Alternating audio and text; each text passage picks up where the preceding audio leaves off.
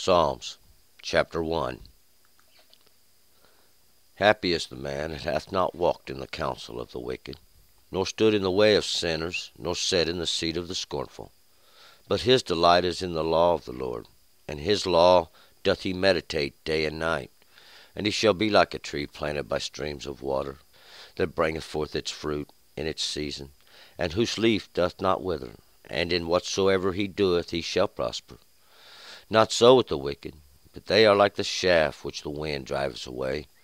Therefore the wicked shall not stand in the judgment, nor sinners in the congregation of the righteous. For the Lord regardeth the way of the righteous, but the way of the wicked shall perish.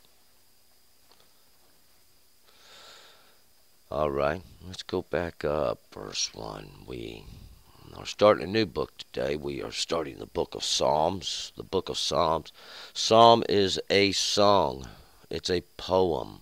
It's something that is used to call to remembrance something, and usually set to music. Many were. Some are poems. Usually we think of a poem that's set to music as a song, and one that isn't is more like a poem or a ballad. Is what we would refer to them. A story, some of them will be. And here in the book of Psalms, they aren't written by any one specific person, as we will find we go through. They are written by several people for purposes. Some tell a story, but all will in some way call to remembrance something, and whatever it is, whatever the psalm is about. The book of Psalms is not a book that should be just set aside and say, oh, there's nothing good in it. There's no knowledge in it, because it's a book of Psalms. But in a song, we get something, and what it is, there's an emotion that comes with the psalm. There's something that comes with the song, and the emotion or the understanding that comes with it is what we're trying to get from the psalm. And so there's understanding that comes from psalms. There's a lot of knowledge in psalms, and we often can hear wisdom in others when and pick it up for ourselves when we hear knowledge. Our ear, just like we learned in the book of Job, is like our tongue. It tastes it, it finds it pleasing, and it takes it in. But sometimes we have to be careful of these things, and we're going to find out and get foundation from the book of Psalms, because we'll find many of these have wrote these songs down and these words to remind us of something, and we're going to hear it mentioned over and over and over in the book of Psalms, and we're going to find out what that is. We're going to pick it up here in verse 1. Happy is the man that hath not walked in the counsel of the wicked, nor stood in the way of sinners, nor sat in the seat of the scornful. So happy. And the King James Version here says, blessed is the man. This word is esher, and esher means to be blessed, to be happy. It comes from the word ashar, and that means to be moved forward, to be progressed, or to be lifted up, to be stood up or upright, to be. And we can just figure a man that doesn't walk in the counsel of the ungodly, to be hedged in by God. We can figure God's watching over him. His understanding isn't correct. He isn't correct in his understanding, and he doesn't walk in the paths or in the counsel. This word counsel is in the understandings of the wicked. This word is etzah. It's advice. See, it's the purposes. It's the counsel. It's their understanding. See, you don't do what they're doing, what the wicked do, these ones who don't have what we're going to be looking for. Nor stood in the way of sinners, nor stood in the way. And then standing in the way is to be, I believe the King James Version says to standeth in the way. And this word means to abide. to to um, to uphold them in their way, to take their side in their offenses, to be on their behalf, to help them, to aid those that sin and those that sin. And sin is outlined, sin is defined by the law of God. And that's what gives it its definition. Nor said in the seat of the scornful, and these ones who sit in the seat. And this seat is a simple place. You take up a position, one that abides somewhere. And this position's taken, this seat of the scornful. And that's those who judge, those who look down upon, those who are going to badmouth others. See, you'd do well if you would do that to yourself. See, to be self-correcting and not correcting of others. We would find out that's what makes the difference too. But his delight is in the law of the Lord, and his law doth he meditate day and night. But his delight, and this one who doesn't. He doesn't walk in the counsel of the wicked. He doesn't stand in the way of the sinners. He doesn't uphold the sin. He doesn't take part in it. He ain't going to be part of it to give it its place, to even uphold it. And he ain't going to be the one who sits in judgment, who sits there judging, because that judgment seat is God's. But his delight is in the law. His delight is in the law of the Lord. His delight, we'll find out this word delight is chafetz, and it's pleasure, it's desire, it's the longing for, it's the wanting of, and that's what it is. And his law does he meditate day and night, and on his law, we're talking about God's law. This word law here is Torah. The word is Torah, and it's usually reviewed as the first 5 books of the Bible. The Torah, or the law which God give, would be that out of the Torah, that portion of the Torah, the portion of the law which God gave you. God wrote it on your heart in the beginning. I often say that because that's what the Torah says. And this man who meditates, he considers the way of God. He considers God's law. He considers God's understanding. That's what the Torah is. It's the direction, the appointed path. God said, choose life. Go take a left here. Or whichever way, it doesn't matter. I'm using that as merely a comparison. Don't go to the right. Don't do that which is wrong. Go this way here. Don't go the way of wickedness. Go the way of understanding.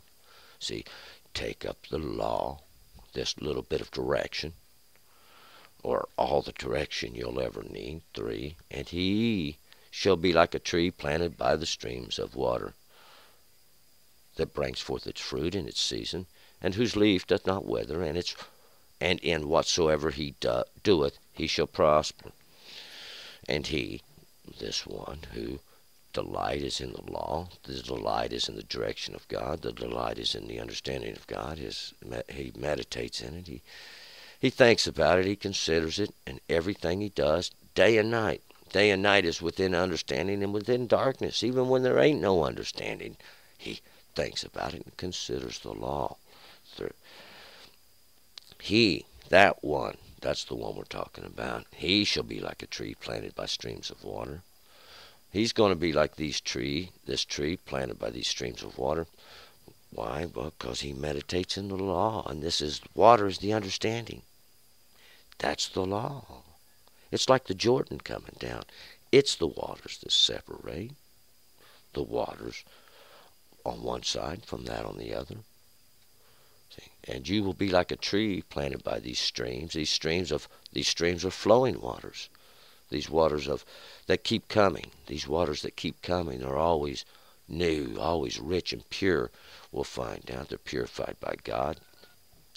And like a tree planted by them waters, one whose roots can reach out and tap onto that everlasting substance, bringing forth fruit in its season. In its season, that period, that time that's purposed, that time that's set, the season, that the tree brings forth its fruit, or that which it offers from that which it's gathered, whose leaf, it doesn't wither, its leaf. The leaf is that which we see in nature, and it has its season too with the fruit, but this leaf never withers. This leaf is there for always, because it's the leaf that gathers the light, or the light, and the light we know is the witness of God. And in whatsoever he does prosper. For not so with the wicked, but they are like the chaff which the wind drives away. But it's not so with the wicked. And the wicked, who are the wicked? Well, they're the ones that reject God's understanding. They're the ones that trespass God's understanding. They're the ones that transgress the natural order of law and pervert the understandings of men for gain and wickedness. That's who the wicked are. Wicked needs no definition. You know what wicked is by knowing what justness is.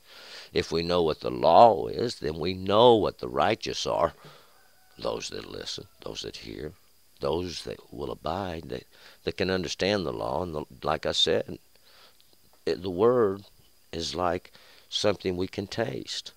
And the law is just that. We have to taste it, take it to ourselves, our palate, see. And if we say, oh, that's better, then we know that it's not it that's bitter. It's our tastings. It's bitter to us. Why? It's not acceptable. We are transgression. It's because we are in transgression of it. The law was here before we got here. The law is going to be here after we're gone. See, it's the truth. 5. Therefore, the wicked shall not stand in the judgment, nor sinners in the congregation of the righteous. Therefore, and it's for that reason, see, the wicked shall not stand in the judgment. They shall not abide. They shall not participate in the law. Why? They've rejected it. They don't want it. They push it away. They say, oh, there's no such thing. Well, I guess that, it's like gravity. It's an automatic. These things hurt others. These things do damage to others. Nobody has a right to hurt someone else. You want to hurt somebody, go hurt yourself. But don't hurt others. See, when you hurt others, it's worse than hurting yourself. It's one, but others are many. I don't recommend hurting anybody. That's not my recommendation. Is to think about it. Think about the law, because these sinners are not going to enter into the congregation of the righteous. These sinners, those sinners, is the law defines the sin. Law defines sin. And these ones that don't obey the law, and we'll find out, God put it on your heart. Ain't nobody got to tell you what the law is. Nobody can take up that scornful seat or that position of judgment. That seat belongs to God. God alone. And you will stand before God while he sits in that seat and judges you. And you have no choice in the matter. And the congregation of the righteous were the sinners, those that assemble for justice, those that are assembled for the purpose of righteousness, justice, life. See, and they are assembled, though the assemblies, some people, they say, well, our assembly, our congregation is the righteous congregation, or is the greater congregation. We, once again, would be taking up a seat of judgment. And God says that belongs to me. 6. For the Lord regardeth the way of the righteous, but the way of the wicked shall perish. For the Lord regards the way of the righteous.